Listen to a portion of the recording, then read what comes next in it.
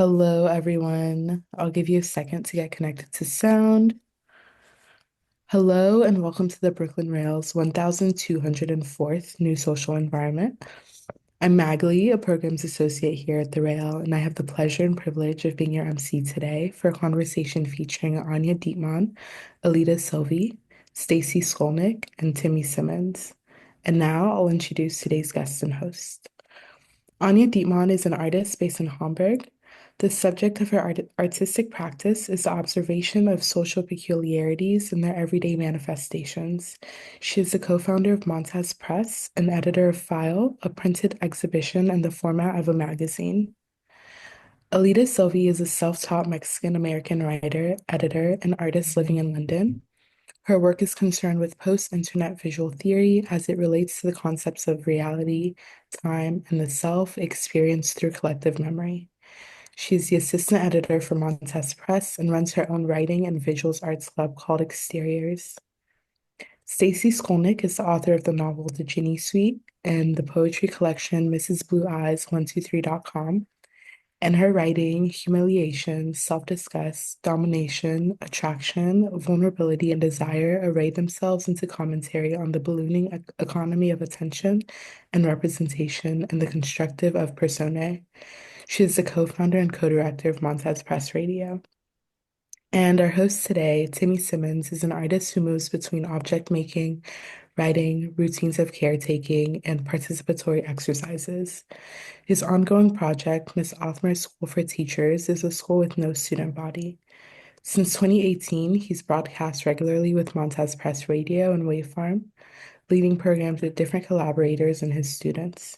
He teaches regularly at Pratt Institute, where he co-developed a program for creative approaches to writing for the fine arts curriculum. And with that, I will hand it over to Timmy to get us started. Thank you, Magali. Hi, everyone that we can see and not see. Um, I'm Timmy Simmons, as Magali said. I'm an artist that's been involved with Montez Press in various ways over the years since, I guess, probably 2017, just before the radio started. Um, what we're gonna do is I'll first introduce kind of a little the general shape of Montez's history as I know it, and the ways I've bumped into it, which will also flesh out a little bit more of an introduction of myself. Then we're gonna have a conversation, or I'll sort of pass it over to the three, of the Montez family that are here with us, Anja, Stacy, and Elida, and then to sort of show us some of the material of its history and what it's doing currently and what it's doing in the future. And then we'll have a conversation that's partially shaped by some questions that I have from my own perspective, but also things that I think might be informative for others. And hopefully sort of flesh out some of I think I've said that word many times, but hopefully illustrate some of the kind of unique and special qualities that really shape my beliefs in Montez and of always wanting to feel a part of it. So with that, I guess just I think probably a lot of people, especially that are in New York or in the US and probably some elsewhere, are maybe more familiar with Montez Press Radio over the past couple years. But Montez Press, the first part of the name, is something that stretches back much further and was a artist-initiated project, kind of publishing house, which is part of a question that I want to ask them. And then the radio became a sort of, I like to think of it as a sort of summer fling that stuck and went on from 2018 and continues to shape itself now. But at the same time, the press has continued. I sort of came into meeting a lot of the Montez people. I think Stacy and I met in 2017. I was just sort of hanging out at what was then the first sort of home base at 47 Canal, or one of the home bases of Montez Press in New York. And at that point, they had been doing sort of short-term projects like rewriting, I mean, these sort of that you'll hear more about in a bit, but these sort of collaborative writing exercises and performative writing exercises of rewriting Ulysses with a group of people. I'm sure that Anja or Stacy can sort of say that more specifically than I. But that's when I met them, and shortly after, they had one of the projects that they had decided to do was this radio project, and they were like, "We're going to do a pirate radio show or a pirate radio station for the summer." And it's Gail and Joseph from WGXC or Wave Farm that really helped them sort of structure that from the, of how to start a streaming and pirate radio station of sticking an antenna out the window. And that's when I initially did a show called Tongue in Cheek that I collaborated with Aaron Lehman and Emma McCormick Goodhart. And sort of since then have, been a part of this family in various ways. And then have a book recently that came out with them. So that's a little bit my involvement and like why I'm here, or why I think I'm here in some ways. And I guess before maybe we could just, so we can hear everybody's voice, Anja, Stacy, and Elida, maybe you could just briefly, before we get into it more deeply, just say your role and your relationship to Montez Press in its past or present. I'm Anja Dietmann. I'm co-founder of Montez Press, and I'm publishing Pfeil Magazine, which is a printed exhibition in the format of a magazine. Great. Stacy? I'm Stacy Skolnik. I'm one of the co-founders and co-directors of Montez Press Radio, and a Montez Press author. And my name's Elida Silvey, and I'm the assistant editor at Montez. And I'm the newest edition, but really glad to be here. So thank you, Elida. Maybe going back to Anja then to start off, because like I said, it did start as a text-based or visually printed-based thing, Montez Press.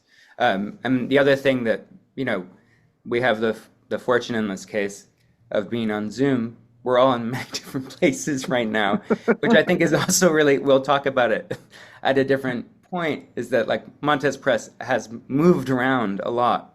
And Anja, that's why I think it's really special that you're here too, is that maybe you can explain a little bit of its past, of how it started in Hamburg, your relationship to it then, and then maybe explain still the project of Pfeil Magazine, how it continues from there. But Mecca, can I pass it over to you for a bit? Mm-hmm, mm-hmm. So I studied fine arts in Hamburg, Germany, and from 2006 to 2012. And we didn't really have a performative practice or writing practice, but then we had also this exchange with the Artist University from London, and then Hussein Clark came from London to Hamburg, and we became friends with Christiane Plattmann, and they wrote together texts, and Nana and me, we worked on Pfeil Magazine, or invented the idea. We were searching for an exhibition place, a new one, but didn't find anything. And so we thought we do the magazine as a printed exhibition and bring it to different places.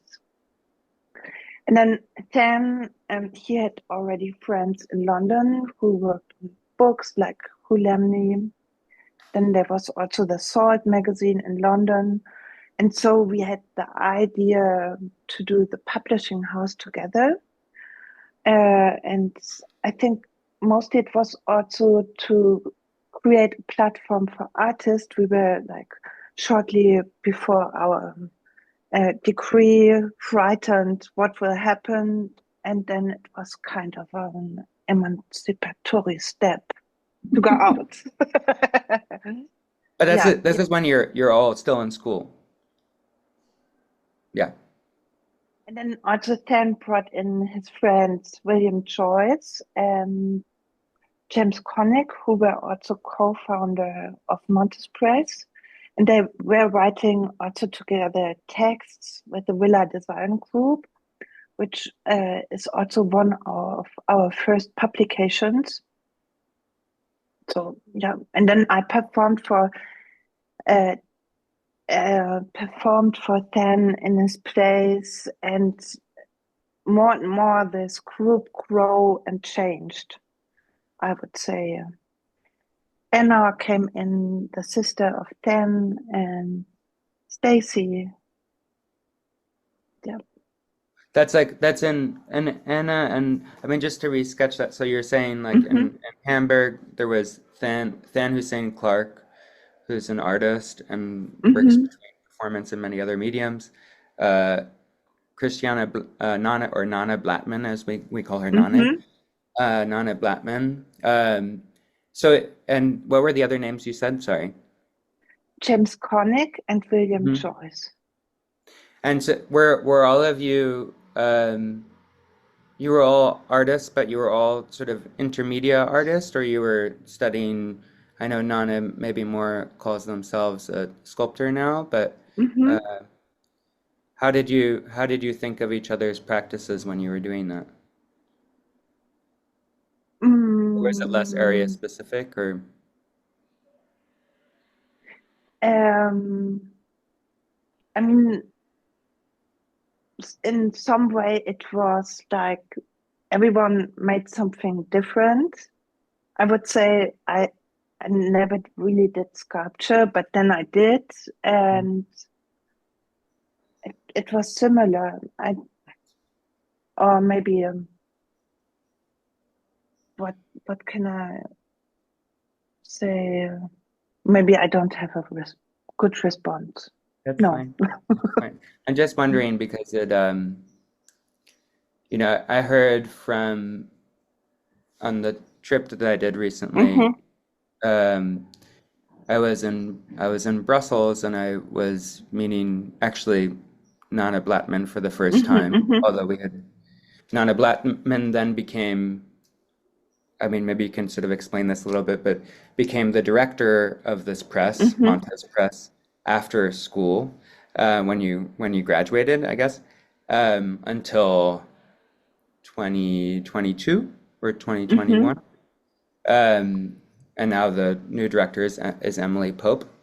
And she explained to me that at the beginning of sort of around the time of Pfeil Magazine, and maybe we can pull up Pfeil Magazine in a second, but at the beginning of Pfeil Magazine, or at the beginning of Montez Press, that together you would do things like these sort of performative practices of dressing up and getting on Skype. It wasn't Zoom then. Getting on Skype and writing something together.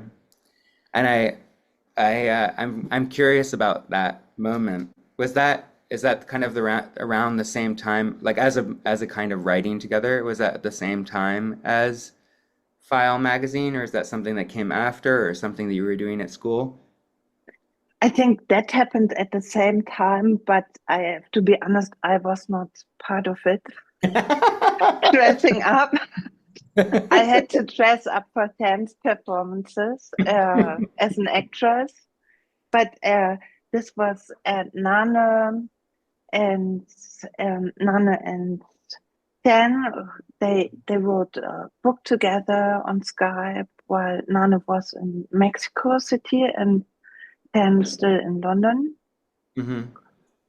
And but also I think William Joyce and Dan, as the Villa Design Group existed, they wrote also texts together in a collective practice. But I think that's the big thing about publishing, that you don't do it alone, that you do it together.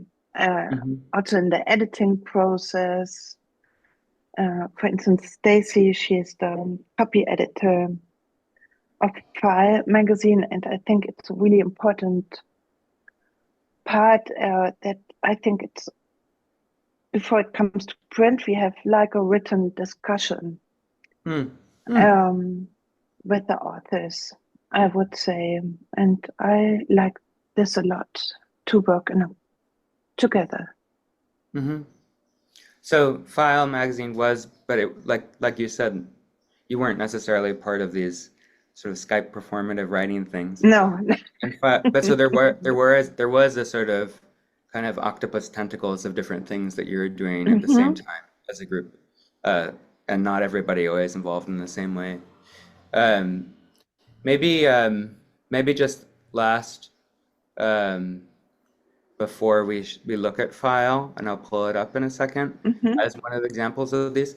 Can you say anything about the name Montez, or maybe I'm sure that I know that's on the website and everywhere, but it's a Montez is a fictional character. It's a name of a character, and I know also that it was very quick, like you said, at the end of school or when you were just about to get your degree, that you all went to get the name copyrighted or sort of legally stamped as a publishing entity, as far as I remember of the history. Do you want to say anything else about that, or is that kind of clear? I can say more about that. Maybe, Timmy, would you mind to show the logo?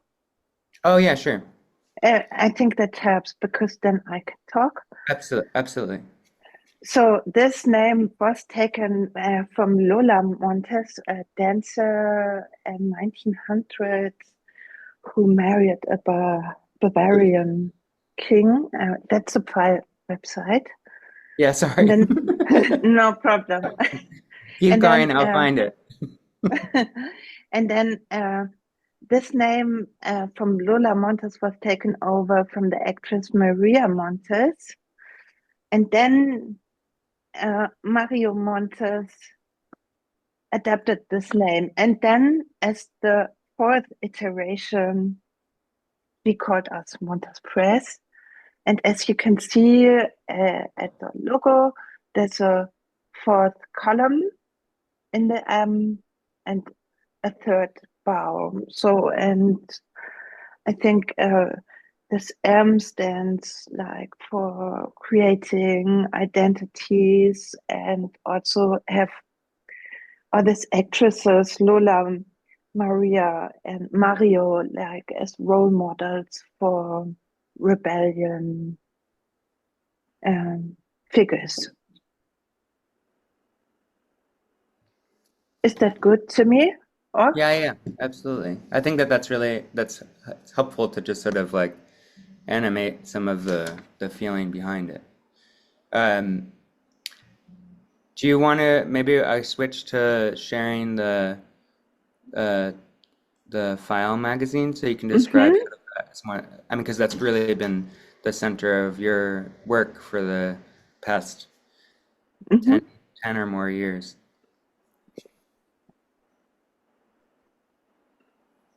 So this is the website specific to Pfeil Magazine that Anja was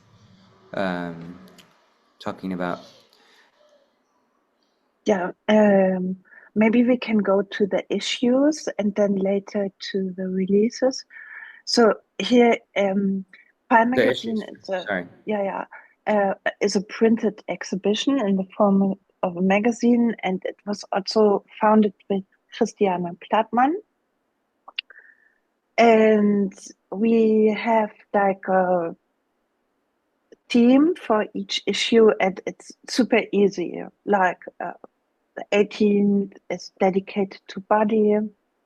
Then the one here you can see with cigarettes dedicated to high. And here we have friends. So, and I think also this really simple or bizarre theme gives also freedom to the artists to create also contributions in an opposite way or meaning. And then for the release parties, when you go again to the top, we transfer the contributions into the real space. Like here we have the socks. Here for the body issue, the release party took place at the indoor swimming pool.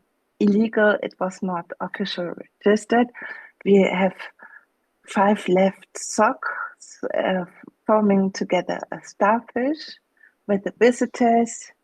And then on the right side, there's Katie de la Valle, who's also on the cover, who made, how is it called?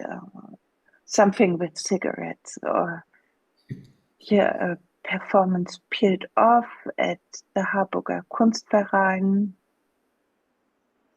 from David Fletcher. Yeah.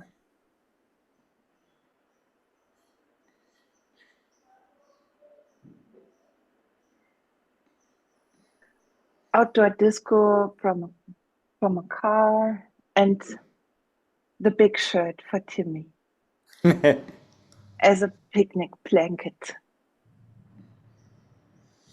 And I think we'll get back into it when we talk about the radio and maybe Montez more largely, but something that I'm really drawn to in what you're saying is like how it's brought into the world, that the releases themselves are really an important part of it.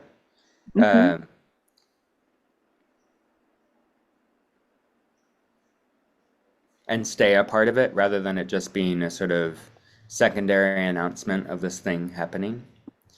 I think I imagine that might resonate with what I think Stacy might talk a little bit about for the radio. Do you want to say anything else, or should we kind of look at how this kind of spirit moved into the radio? Let's move to Stacy. Yeah. Yeah. So Stacy, I tried to sketch out some. You can absolutely say I got it wrong or whatever, and you don't necessarily have to talk about the past. I think that there's to me two aspects of the narrative of the past that seem to be changing now and have sort of changed throughout. One is kind of how people access Montez Press Radio, and the other is maybe how it's curated or how it's organized. And I think that those things, at least from my perspective, have changed drastically throughout. Like, just to sort of sketch that a little bit, that initially it was just broadcast live, and I don't think that we even had any recordings. I mean, we had the recordings. We had recordings, we just lost them all too frequently. Okay. Yeah. Then it was like a global playlist that was like kind of infuriating to people, but we also still have that too, We still have that. And the global playlist, just so people know, it's like you didn't have access to the archive beyond like having to add it to this queue that might have like 3 or 4 other things. Like if you wanted to listen to a show, you would have to like add it to the queue, but there might be 4 hours or 4 hours and 20 minutes of things before, so you had to like sort of struggle with trying to figure out how to listen to it. And then, which still exists, but now there's also a subscription version of it where you have sort of full access to it. And now over the years from 2018, you've sort of amassed this incredible archive of across generations of New York, but also, as we'll talk about, like across places in the world. I want to pass it over to you to talk about that in whatever way you want to. But that to me, I think sort of sketches some of the changes, along with the fact that at the beginning you and Tom Leprad, who's your co-director, were initially asking people to do things. Then you got a sort of overwhelming amount of proposals from people that you were very open to. And it's slowly sort of shifted from that, then regular programming, to now something else that's coming that's a little bit more curated in a different way. So, I mean, take it wherever you want, but I feel like that kind of helps for people to understand how this is a specific kind of radio station.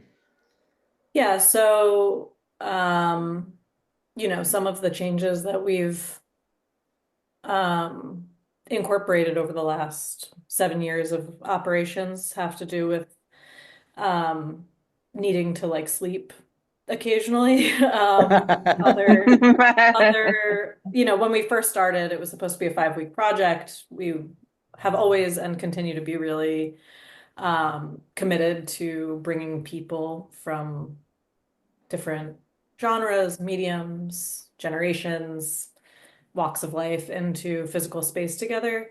And when we began, everything was live, and we had to manually, it was a 24-hour stream though, so we hadn't produced enough content to kind of like when it was time to rest for 4 hours or whatever it may be, we had to like manually pull things from public archives and create these playlists. Eventually, we had generated, I would say, we probably had a few hundred hours of content that we developed in those first 5 weeks, and then we had an archive that we had started, and then we changed our website so that rather than manually inputting the schedule, that it was the archive that would play when we weren't broadcasting live.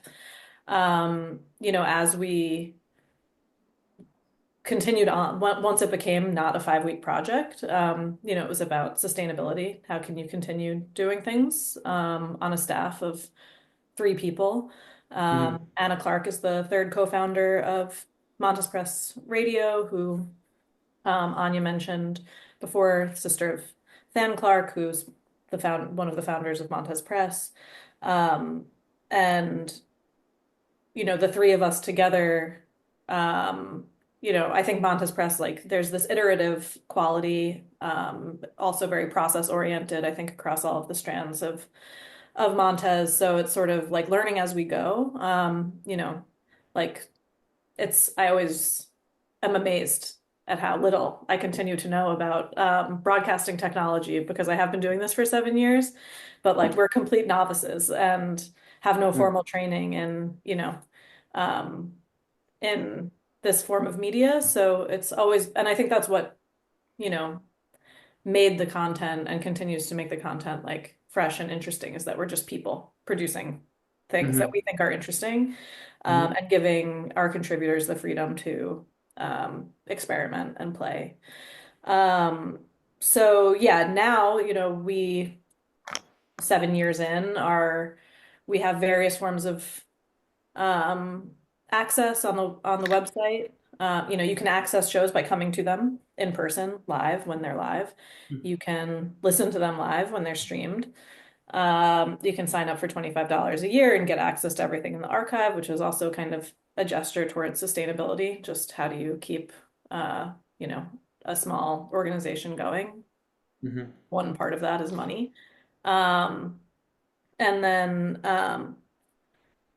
we have the public playlist that Timmy mentioned, which is also kind of a gesture towards like old school radio, not getting everything that you want as soon as you want it, but maybe needing to encounter something unfamiliar or surprising before you can just like click and play the thing that you came to the website for. And I think that also mimics what we do in person. We'll have kind of a strange assortment or unexpected assortment of live programs back to back, with the hope that someone comes to one thing, but will stay for the other thing. Or we'll cross paths with someone who, I see Martha Wilson in the audience here. And I remember Martha came on for a segment, I think back in 2018, with Disband, amazing performance art group, to talk about their history and their project. And immediately after, we had a bunch of like queer like DJs, 18-year-old or like 21-year-old DJs in the space. And, that kind of intergenerational cross-genre, Hmm. cross-medium interaction, I think is what Montez Press Radio is really all about. And then, yeah, in terms of curation, I think, oh, and then now, just our newest, I should probably plug this. We have a new strand of programming that we're launching a week from yesterday. Just a weird way to say it, a week from yesterday. And it is thematic, curated programming. We're calling it series. The first series is called Love Thy Network on friendship, gossip, and public discourse. And will be, a new way of listening, which is the series will be instantly available in front of that $25 a year paywall until the next series comes out. So we're also just trying to think about how people actually interact with media, rather than just kind of, and like being open to experimentation, even within our own platform to see, how can we allow the most people into this. Hmm. And then in those interim months, still leaving room for plenty of chaos and miscellaneous programming, partnerships with organizations and institutions, and, all sorts of unexpected things.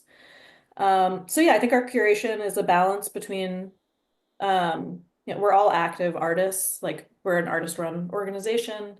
So I think Montez Press Radio is um, primarily it operates as this like ever expanding web, and that's you can see that in our archive, which has probably over 10,000 like individual artists in it at this point. We're reaching the 3,000 segment mark pretty soon if we haven't already. Um, and every time we meet, the people we meet introduce us to new people, and that expands our interests. And then, of course, just as individuals ourselves, we have our own personal interests, but we try not to. I think something else that's important to us at Montez Press Radio is wanting it to represent, the things that we think and like and enjoy, but also leaving plenty of space to for discord and um, conversation. And, there might be two segments where the philosophy, or the kind of politics of various contributors might be in conflict with each other, but our archive holds space for that. So I think that's something that I really love about our archive. Um, What about can we I'm gonna pull up images of the that you sent me of the studio that because there's two things that you mentioned that I think would be worth getting a little deeper into is the physical space of the studio and the preciousness of that as a place in New York, like you were saying, where people bump into each other and bump sort of intergenerationally into each other, um, because they're still there, which is kind of emulating what radio is like too, that you'll never hear just the beginning of something without hearing the end of something else. Um, uh, but I think also in order to describe, I know some of the images you have is like not just the studio that's at 46 Canal, but the studio as it's moved around. And as you're saying, like Love Thy Network as the first series is sort of, again, kind of emulative of the way that you, Tom, and Anna have created and evolved this thing and in the different places that the studio sets itself up. So if maybe you just want to continue on Yeah, that. so I apologize in advance. As an audio platform, we definitely deprioritize visual media in terms of like capturing what it is that we do. So I don't know if any of these photos of our space were that great. That's at TJ This is not the space. Here, let's find. This is the space. It's, yeah, so that's the back room of the space where it's also our office, but it's also like a conversation table and table where people dump a bunch of t-shirts that they then read poems out of. Um, that is also the back room. That's actually, Timmy, I think that's your class potentially. Yeah, that's my Um, So Timmy did a few segments with some students from Pratt who were in a studio writing class, and they came and read their work with us. And their So parents came. and their That's parents came. That's, up until recently, that was our primary audience base. So shout out to all the parents. That's the front room, sort of a weird, you can't really get a sense of the space necessarily, but that's a conversation we're having with Erica Jane Barrett and Larry Seven, um, who are both kind of experimental musicians or noise sound artists. And that's an example of just kind of uh, a conversation just started happening, and so we just did it in this weird configuration with like some people sitting on the floor and other people in chairs. But that kind of intimacy, I love this picture because I think you can really get a sense of hmm the intimacy that is fostered at Montez Press Radio's home studio, which is actually a converted apartment, which I think has a lot to do maybe with the vibe. It always feels a little bit like a house party, or there's just like a coziness to our space. That's a boat. Do you In want to? Vietnam, Yeah. that's actually our most recent offsite. We got a grant from the Asian Cultural Council, which is a cool thing about doing something for long enough is that um, places like the Asian Cultural Council start to like believe in you and send you to amazing far-flung places to produce projects with incredible underground. We kept joking when we went to Saigon, and we kept joking that I don't know, there's like that episode of Seinfeld where it's like opposite world, like there was like Vietnam Stacy, like Vietnam Tom at like these other organizations. And on this boat, we're kind of accompanied by some of those parallel universe us's producing this like ambient poetry soundscape that actually is going to be included in Love Thy Network next week. That's our infamous, beloved karaoke competition called Montez Got Talent, which is hosted by Lena Green.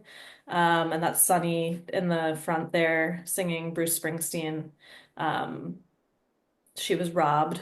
Uh, but I think she placed third, maybe. I can't remember. But those are the judging panel behind her and a crowd. I love this picture too because everyone in the crowd just looks like so happy, which is also what we want to do, I think, at Montez Press Radio is just like we are. I think, as much as it's about creating good art and interesting art and room for experimentation, but also just about bringing people together to like for a good time and connection. If you go, yeah, this is a photo from a collaboration we did with the Queen's Museum. That's Esther Sibiud playing the harp there. And Esther wrote a radio play called Ezra that was performed on the Panorama of New York City, which I think also, yeah, Lucy is down there on the Panorama. So there was all the crowd was gathered around watching on the, what is that, like the balcony, I suppose you would say. But that was such a cool experience, and yeah, working with like larger institutions to create these uh, performances in like public performances. I think that's also, we're kind of inspired by the Situationists and um, Fluxus and doing things, creating happenings. This was obviously more than just a happening, you could say, but I think bringing Montez Press Radio and bringing performances into like unexpected areas is also a big part of what we do. I mean, this image to me, I think, is a good placeholder to return also to what Anja was saying about the initial, the spirit of a magazine having release parties as a part of its kind of conception of publishing, and it's that the releases are as much a part of it. Because I think for me personally also, it's for like if we're just sticking to the two mediums of like radio as an audio thing and publishing as like a print thing, uh, if you think about them in that sense, they're both uh, like desperately like futile in their ability to like get into the world. I mean, of course, they're about distribution in different ways, and I think it's just it's so inspiring and I think important the ways that uh, Montez always manages to reshape the way that expression kind of makes itself into the world.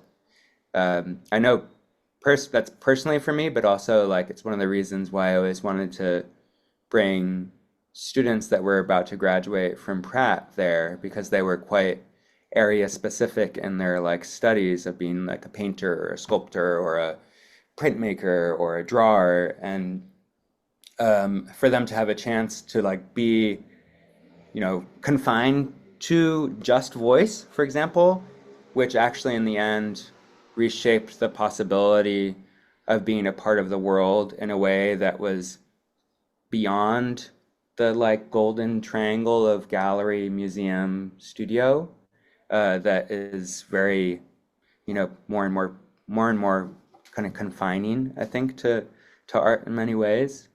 Yeah, I Uh, mean, Montez Press Radio occupies an interesting position because we aren't, we don't represent artists. We aren't a yeah. gallery. We don't sell anything, except, like hats. And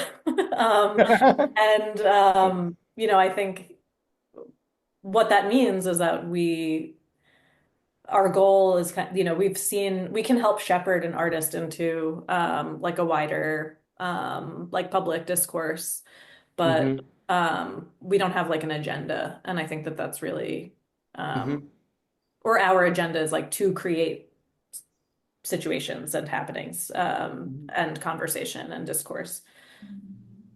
I think that that's a really good maybe transition to shift and talk with Elida about like what Montez Press as a press separate from the radio is doing now, and it's sort of like is coming up with it that links back in some ways to the radio. Would that make sense?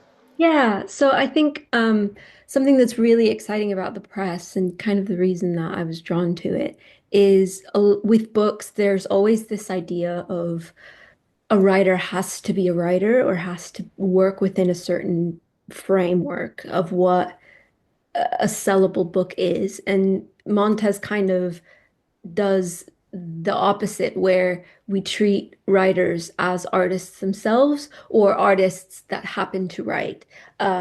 So I hmm think that's really exciting because the work that's being produced isn't trying to be, anything easily digestible. It just exists as this artistic medium. And I think also with the physicality of the books themselves, there's an attachment to that artistic idea. So it doesn't just end at the words, but we work with JMMP, who are in-house designers, who are also in Hamburg, and they really focus in on what the book is trying to do and what the work is trying to do, and emulate that on the outside as well. So it really feels more like an art object rather than just another book. Not that there's anything wrong with books, I absolutely love them, but it's exciting to me as a writer as well to be able to see that there is a space for people to be able to experiment and break all the rules and make something that isn't necessarily um, made to be just consumable, um, and is like a playful space. Uh, yeah, so I really love that about the books, and I think that really ties in really well with the radio, the legacy of the radio, and the legacy of early Montez Press, especially with like our on the editorial side of things. It really does feel like you're just having these conversations with artists and trying to get them to trying to like help them say what they're trying to say. So it does feel very intimate, and I feel very privileged to be able to have these conversations with all of these artists who have very different ideas of the way they want to produce work and what they're thinking about. And there's actually something that we have started doing. So back in 2020, we had these COVID grants that were meant to support writers during the COVID era, and so we've kind of built on that legacy. And this past year or so, we started doing writer residencies. So it's not necessarily to publish them as like, in book form or anything like that, but it's more of that collaborative nature where we spend 6 weeks with an individual artist. We help them with their work. We do workshops with them, and it does feel very much like we're also learning from them, which is really special. So yeah, we've been doing those recently. We've had everything from like dead internet theory to poetry to performance to indigenous archives and just all of this like vast ideas and perspectives and approaches to writing as a medium, which has been quite interesting as well. Do you want to maybe just explain some of the kinds of things that you published, or should I pull up maybe the website just to show? Yeah, feel free to pull up the website, but I'll talk a little bit about it. So we have speculative novels because we really approach kind of experimenting with writing as a medium, but also mostly through like queer and feminist lens. So we have novels, we have artist books as well, which is usually a mix of writing with some form of visual media. And we've started doing this new project actually in collaboration with London Performance Studios, where the issues are called scores. So this imprint kind of takes on that idea of a physical performance and how do we turn it into a book and how do we look at something that's 3D and turning it into 2D. So we've got, for example, Sam Coddington's Phone Plays there, which is the first iteration of that. Um, but we also have artist books like Soil Thurton. We've got Stacy's novel. And we also actually we have this really fun project called the Interjection Calendar, which we do every year. And this year that we're publishing on May the 23rd at Wendy's Subway in New York, actually. It's the 10th year of doing the Interjection Calendar. And the Interjection Calendar kind of uh, takes that idea of working with artists to the absolute maximum. So we have a guest editor who will choose 12 different artists to work on an individual piece based on whatever the curator has in mind for that issue. So currently, our guest editor for the works that are happening now is Rachel Crowther, and she's approaching it through the scents and smell and perfumes, and so that's quite an interesting take. But every year we have a new one where every month we'll send it out for free on our newsletter so people can read them, and then at the end of the year we compile it into a little book that takes the shape of a calendar, which kind of is what I was talking about with JAMP, where they just take that and run with it, which is quite fun. And yeah, so we've got And we're also gonna hear, I think at the end, we're gonna hear your contribution to one of them, right? uh, yeah, so I actually wrote the one for this month. So I'll read that out at the end so you kind of get a sense for what the current interjection calendar is going for, and then you can check us out and follow our newsletter to get the next ones as well. So yeah. I have so many different questions and directions to go. Um, I I guess one thing, just because you mentioned it, like the Sam, um, where is it? The Sam Coddington, but also in general the scores, and I think also the ways that, it's not just a linear history, Montez, of like being a publisher and then like growing this limb of the radio. There are ways that I understand it's looping its and have been a part of like the ways it's looped back, right? Of the radio that's seeming to be like a performative, community-focused, endless growing network coming back and literally publishing itself in a different way. Um, and I wonder if anybody is interested in talking about this, because it to me, I'm thinking about this conversation I've been having with an artist and a student of mine at Pratt, Molly Miller, who we've been talking about sort of like scores and transcripts and like forms of text that are kind of lost in time. I don't mean lost in time as in like historic time. I mean like lost in time. Like they can't really situate themselves between being from something or for something is like the two kind of terms at least we're talking about. And that I kind of I don't know. To me, it kind of captures a lot of aspects of Montez. If anybody else wants to speak to that, I don't know if I just froze, but Yeah, you did. But you're I fine was now. lost in time. Yeah, you were Yeah. lost in time. Yeah, I can speak to that a little bit. So I think especially with like the interjection calendar project, there is that looping where if the interjection calendar person wants to do a radio show, they can, and so it kind of feeds into itself.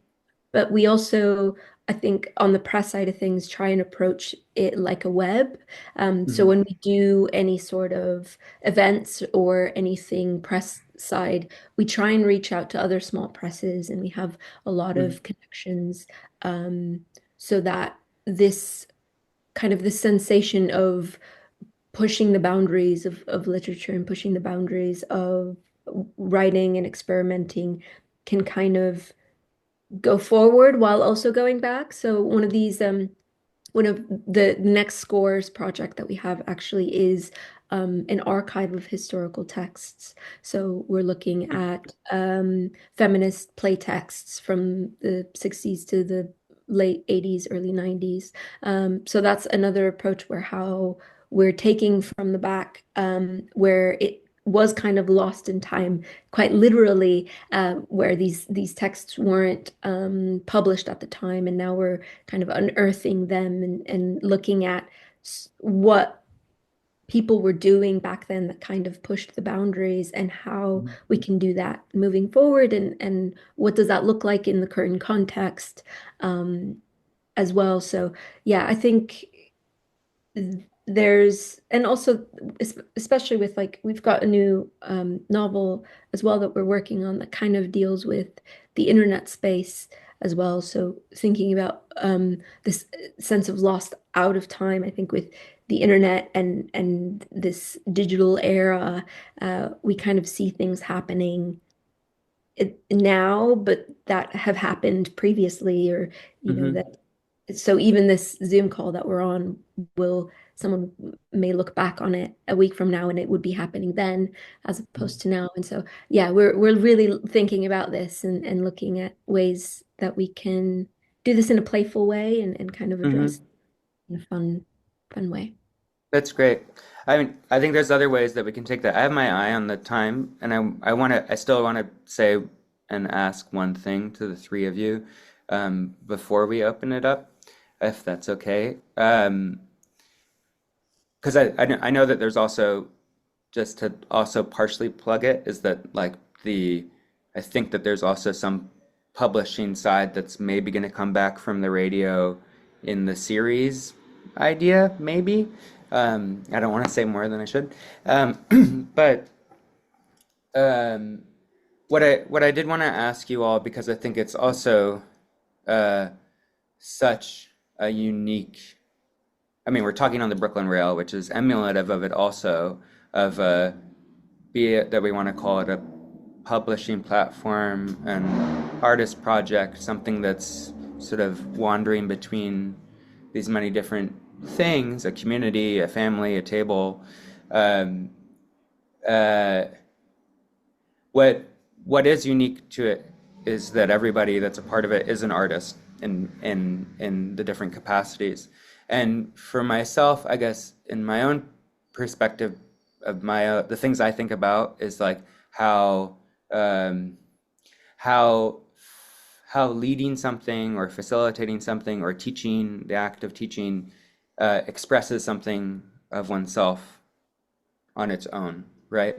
And so to me personally, when I'm teaching, it's partially thinking about that. How can teaching itself be an expression of something? So I guess I wonder for you all, you can answer it in that way of thinking of how your role at Montez, you feel like it as an expressive or an extension of your work, or if you want to maybe more answer it of how you how you feel your own practice relates to your position at Montez, because I feel like it's quite unique. I mean, even looking at the two directors, I mean, I'm saying directors in quotations, they're directors, but they're like really like also family amidst us, I think. Emily would probably kill me, but Emily, who is the current director, is very well known as an artist also, and Nana Blattman, who is the first director, is also very well known as an artist, although they might have not so much time or as much time to focus just on their work. But I feel like that relationship is always very alive and very visible. And so I wonder if any of you want to speak to that directly before we sort of open it up, because that to me is really important to acknowledge and know. Yeah. I mean, if is it cool if I may I? Yeah, yeah. Mhm. Uh, you know, it's interesting because Montez Press, I mean, it has like completely transformed like my life, which is I'm so fortunate to be in an organization that um, you know, I've been able to like my artistic and writing practice they've like molded to each other. But my life is completely intertwined. My social life is completely intertwined with Montez Press Radio. Everyone I know has been on Montez Press Radio.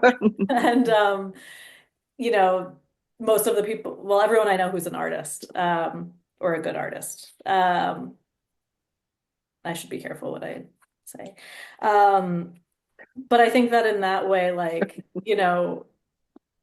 um, it's not just an extension of my art, but an extension in some ways of my like life itself, which is a really beautiful thing and sometimes, can be difficult to extract yourself from when you just need to sit in a quiet room and come up with the words for the book that you're trying to develop. But at the same time, I think, at least with the press, maybe a good example would be, you know, I wrote this novel called The Ginny Suite that I published with Montez Press. I was really interested in going through like a more traditional route in terms of publishing because I was just curious what the other side looks like and the just like was interested in experiencing that process. But it was too experimental for many of the publishers, all of the publishers that I went to. And I think it was a real blessing in many ways, to experience that process and then to come to Montez and say, well, can we publish this? And to work with Max and Julian, the Montez Press and Montez Press Radio graphic designers to, and I think that speaks to what Elida was talking about also, if I were to publish the Ginny Suite, which contains all of this ephemera and strange things, I would have had to like constrict and construct the book to a publisher, whereas Montez Press could, through like innovative design and openness to my vision and ideas, could meet me and meet my book where it was at and like elevate it. So not, of course, we had to make compromises and change things so that it would function as within the container of a book, but it like brought to life all of the things that I envisioned in the manuscript rather than needing to take a bunch of things out. So that's like, one way that I think the organization or like the entity and the way that they're connected serves has served my practice, but then additionally, I think just knowing and having the opportunity to, anytime it's like the coolest thing, if I'm interested in something, it's like I can just contact the person whose idea I'm interested in, and invite them, like offer them an opportunity to share more on Montez Press Radio. And we had Louis Warsh on about 6 months or a year before he passed, Louis Warsh, the poet, for an interview, and it was a beautiful interview. Love his work. And he spoke a little bit about being a poet in New York in, the 1960s and 70s, and was talking about how at the time, if you were interested in writing or participating in a community, you would make a journal and you would invite people over to come bind the journal, to, have a book binding party. And that was a way that you could integrate yourself into that community, that scene, that sphere. And I think in some ways, like Montez Press Radio, for me has like, been, I have instrumentalized it and I've like used it to encounter so many brilliant people that have really, just shaped my thinking and helped me to learn. So that's my That's take. beautiful. Yeah. Um, we're a little tight on time, but Anya or Elida, some other words to that for yourselves? Yeah, I can keep it short. To me, publishing and the magazine, it's always more like an artistic practice, and I see it more like moments of transitions when words can also become a sculpture, like the written contribution transferred into the room, um, in the form of a sculpture, at the indoor swimming pool, like the socks, for instance. Yeah, and I want also to say the moment of print, uh, or it's so little, and you have the material, and there's such a long way before with a big group, and that's something I like a lot. Maybe you experienced it too, to work on your one, and Timmy and Aaron, but yeah. Yeah, absolutely. I mean, like Stacy was saying, I'll just say very, very quickly, like Stacy was saying that about the, I mean, Stacy was the one that actually said, "Oh, you should propose a book out of the radio Yeah, project." And but it's like it is it's an it's a very warm family that has kind of endless cousins to it that you know the feeling of going to Max and Julian, who are the designers that we keep mentioning, that have created this like incredible and very visible consistency for something that is very invisible and amorphous in different ways. mhm. But like in going to them, it was sort of like going to visit some unknown distant relative, and then getting their shape of your work. But I don't want to say more than that. Alida, do you want to say something about your own work?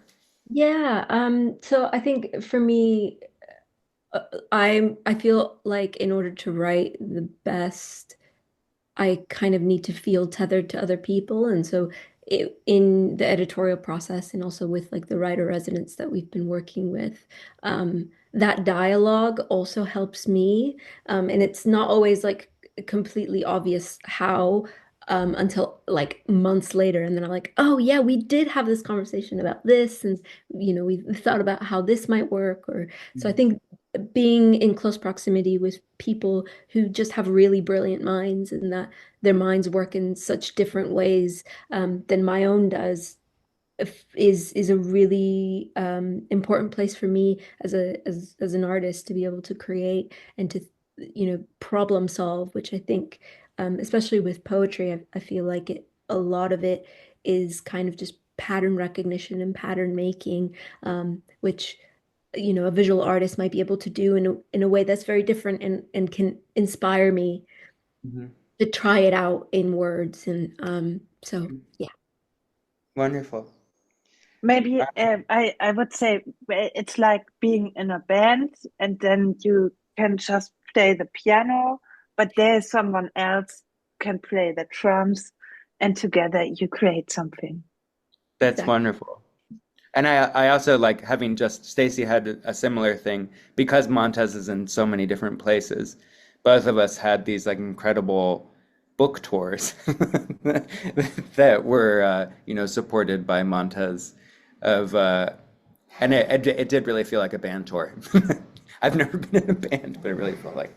All right, let's open it up. Or I mean, I would love to hear other people's voices, but of course, also if you just put something in the chat, I don't have control over those things. But I guess we'll pass it back to Magli. Yeah, almost. Um, okay, we do have a few questions, and they opted to have me read them. The first question is from Amber. Amber says, how can someone get more information about the 6-week artist program? I missed if artists were selected versus applying. Yeah, so we currently have everyone that we're going to be working with until the end of 2025. So hopefully we'll get that back up for 2026. But essentially, we just asked people to um, provide information about what the project was that they wanted to work on. And then we all collectively as a team thought about how, like, if we had the mental and like emotional resources to kind of support that specific project. So it wasn't necessarily based on any one person, but rather their idea and what they wanted to do, and then how we could be able to support. So definitely keep an eye out on our newsletter because once we open that up again, that's where that will be. Thank you, Elida. The next question is from an anonymous audience member who wants to know if Montez Press had other precedent publishing houses or radio stations that were on your mind when you founded both. I think I can't speak necessarily to the origins of the press. Anya probably can, but for the radio, Berlin Community Radio, Clock Tower Radio, NTS.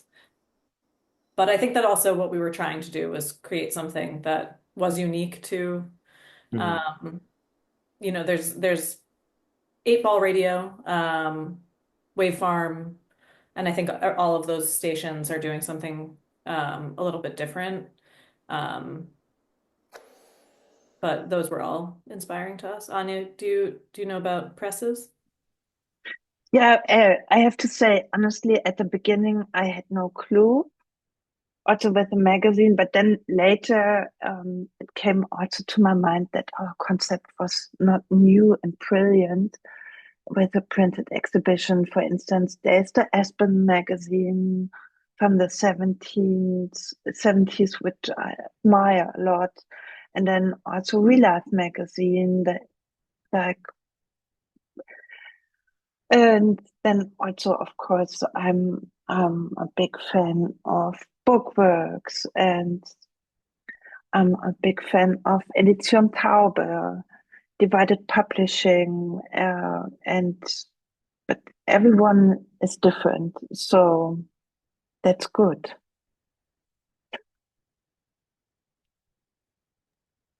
Thank you both for those answers. The last question is going to come from Chloe, and I'll let Chloe unmute.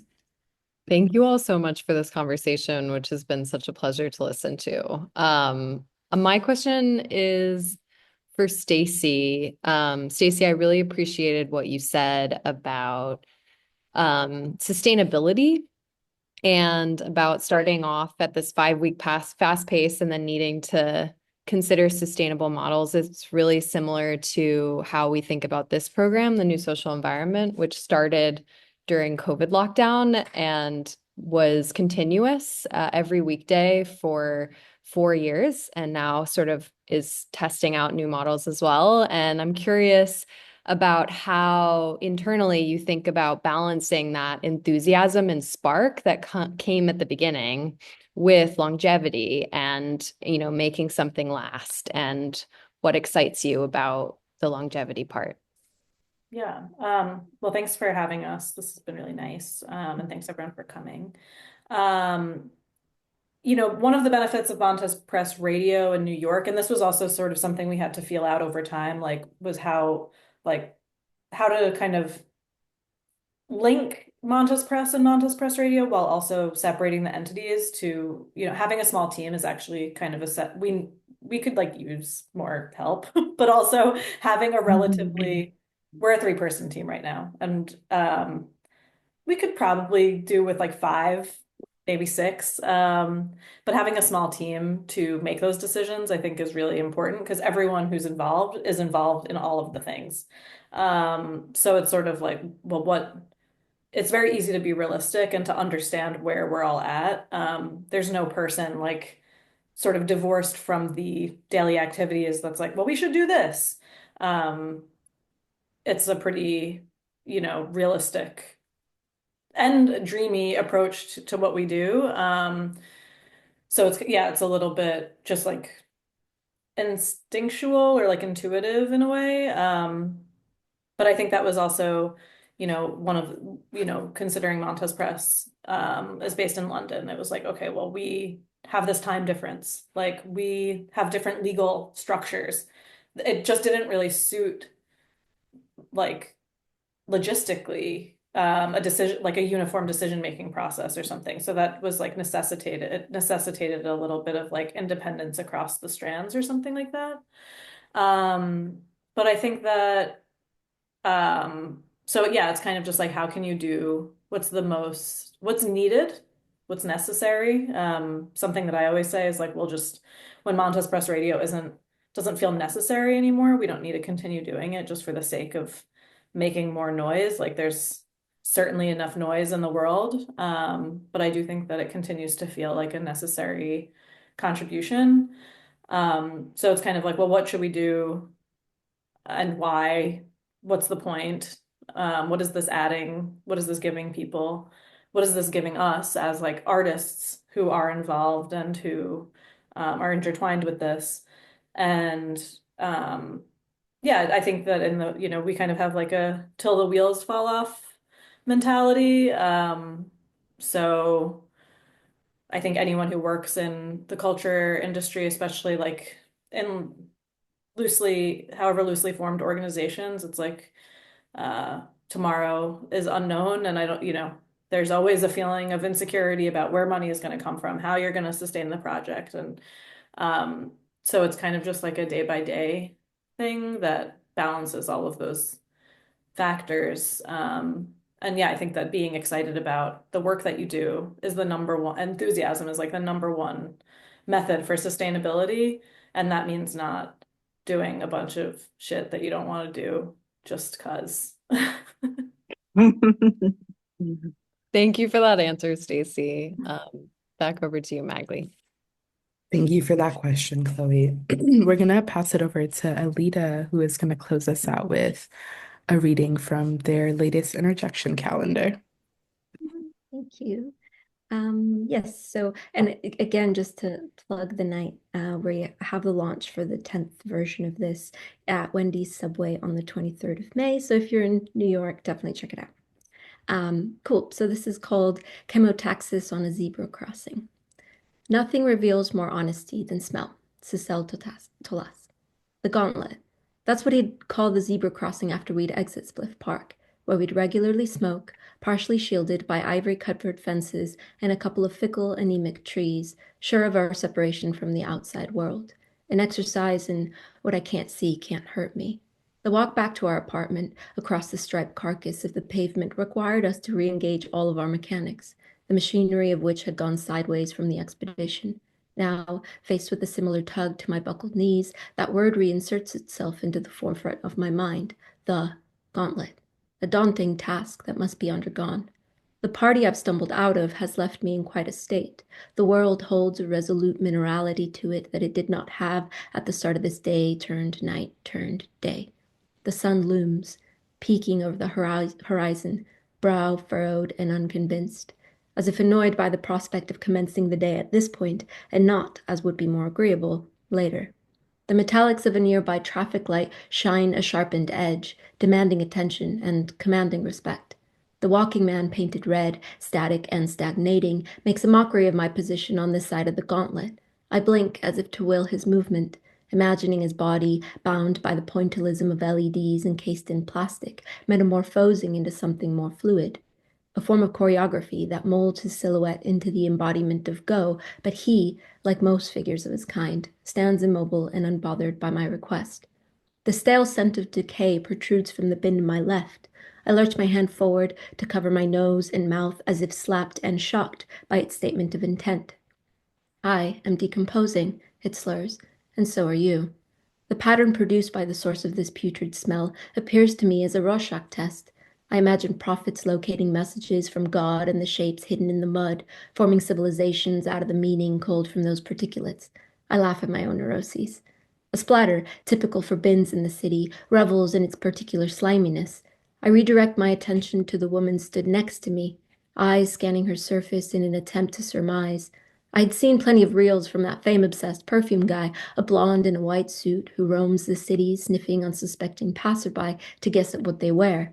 Content distilled into bite-sized, reproducible actions. I try to guess what she's wearing without closing the distance, but the only note that springs forward is anonymous sweet. Vanilla, maybe, or the chemical composition of coconut, sans the fruit. I think angel, but then I shake my metaphorical head, pausing to check I had not, under my current state, shaken my actual frame, and decided that wasn't it. The residual image brought on by that scent of Miss Ida Lowry's face stretched across the screen like animal skin over a drum's head from the film Brazil dissipates. I touch my face. These images stitch together the false sensations of a movie scene turned memory and collide with the reality of the present moment, causing a slippage of worlds, a double exposure. The static man painted red turned green in response, a beacon beckoning me forward. Finally, I jolt across the gauntlet.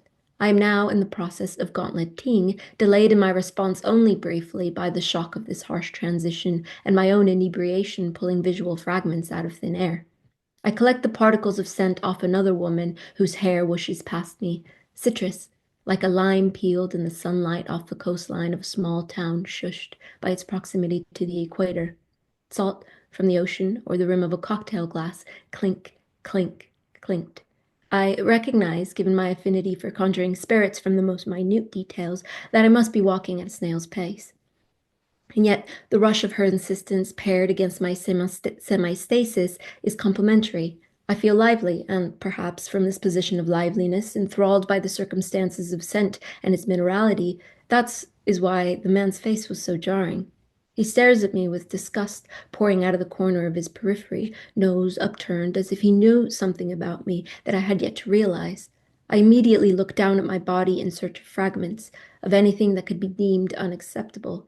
Is there a stain on my front from a meal I had forgotten about, or the familiar drooping chrysalis of ivory-colored pigeon shit on my shoulder, or, perhaps more severely, a post-it note stuck to my slick forehead stating, "Look at me, I am, in fact, high. Call the cops, will ya? Kiss, kiss, kiss."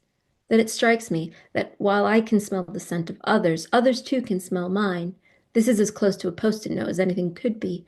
My mind races, reproducing far-fetched imagery like bacteria duplicating in a plastic petri dish. I picture cops rushing out of the rusted maroon car parked on the other end of the gauntlet, videos of people getting swatted, where men fully kitted out in SWAT gear burst through the ceiling of us unsuspecting civilian homes, broaches my mental membrane. I imagine SWAT men falling from the sky like anvils, rushing towards me in the middle of this zebra crossing and zip-tying my wrists together behind my back. A cop car with wooing lights would surely skid across the tarmac as if driven by Vin Diesel himself, who, at this point, would decide to join the Metropolitan Police to combat petty crimes after finding the repetitive and unrealistic plot lines of the latest Fast and the Furious movie too much to bear. They would smell of rust and gunpowder and hold the top of my head when guiding me into the back of their patrol vehicle. It would be comical if not for the weight of my decisions. I try to center myself on anything else. I imagine the old woman hunched over across the street waiting for the 109 with a trolley and faux Burberry print would smell of a peculiar combination of steamed potatoes and mothballs. The kid riding a yellow kitty bike past her with his mother walking behind, yelling something I could not hear. She would smell of flowers, daisies or chrysanthemums. He would smell like cheeseburgers and raw earth. The tall man in warm blue jeans that opened up his corner shop by tugging at the metal gate with one hand, his cigarette in the other, my eyes following its path towards the sky as it slid up. He would smell of leather, tobacco, and a hint of musk. My eyes anchor against the pastel shade of mint that covers the surface of the coffee shop on the opposite corner.